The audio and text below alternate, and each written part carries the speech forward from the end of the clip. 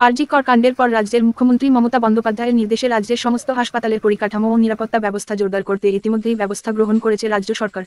সেই মতো অন্যান্য জেলার পাশাপাশি নদিয়া জেলার বিভিন্ন হাসপাতালে চলছে পরিদর্শন ও পর্যবেক্ষণ।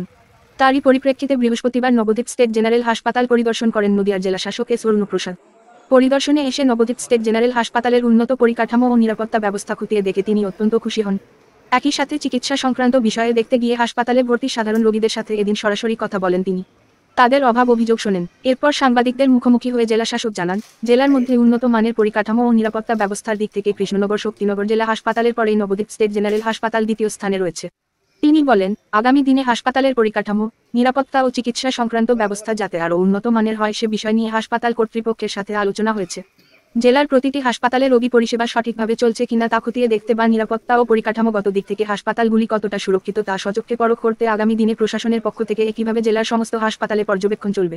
আপনারা জানেন, আমরা গত সপ্তাহ নদিয়া কৃষ্ণনগরে আমরা একটা মিটিং করেছি, যেখানে সমস্ত হসপিটালের কর্তৃপক্ষ যারা আছে, যেমন state general hospital, district hospital, sub division hospital এবং জেএনএম থেকে যারা সুপার প্রিন্সিপাল যারা ছিল তারা উপস্থিত ছিল।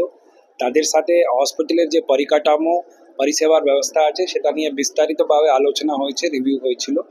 আমরা এবার পরবর্তী পর্যায়ে আমরা বিভিন্ন আলোচনাগুলো করেছি সেগুলো আমরা পরিদর্শন করে দেখছি যদি কোনো ইমপ্রুভমেন্ট করা যায়, এখানকার পরিষেবার মধ্যে কোনো আরও উন্নতি আনা যায়। আর পেশেন্ট পার্টিদের সাথে আমরা ইন্টারাকশন করে দেখছি তাদের যদি কোনো অসুবিধা হচ্ছে কিনা, সেই সূত্রে আজকে এই পরিদর্শনটা করা হচ্ছে। আমরা আজকে নবদ্বীপ স্টেট জেনারেল হসপিটালে আছি, তো এখানকার পরিকাঠামো যেটা আমরা দেখেছি কি সেটা অন্য জায়গা থেকে ভালোই আছে। আমি এখানকার ডক্টর এবং যে মেডিকেল অফিসার ইনচার্জ আছেন তার সাথে ইন্টারাকশনও করেছিলাম। এখানে সিসিটিভি পর্যাপ্ত পরিমাণে আছে, ইলুমিনেশনও অ্যাডিকুয়েট আছে। আর এখানে একটা নতুন ওয়ার্ড তৈরি হয়েছে যেটা ইসিআরপি ফান্ড থেকে, যেটার মধ্যে আমরা আজকে ভিজিট করেছি, যেটার মধ্যে আপনারা এখন আছেন।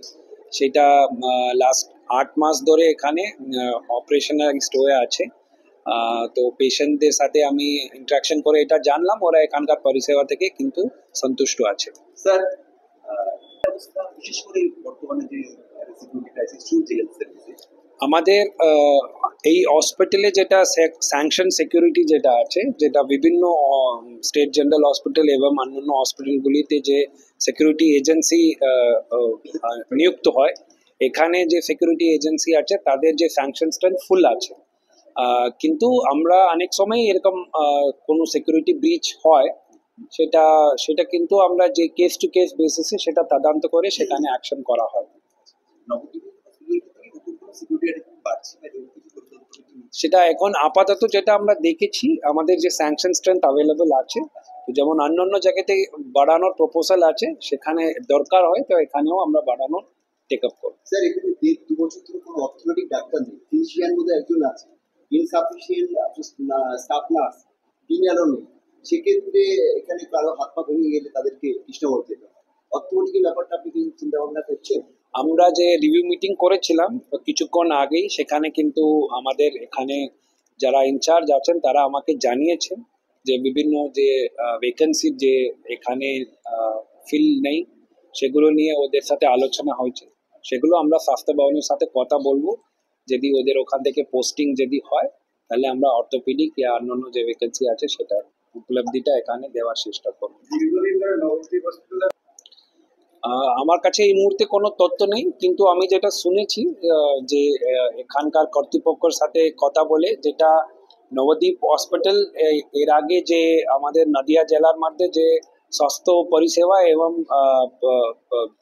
পরিষ্কার রাখার জন্য এখানে শক্তিনগর স্টেট জেনারেল হসপিটালের পর এটা কিন্তু সেকেন্ড র্যাঙ্ক হয়েছে বলে, তো সেই অর্থে আমি এটাই বুঝতে পারছি এখানে পরিষেবাটা ভালো পাবো।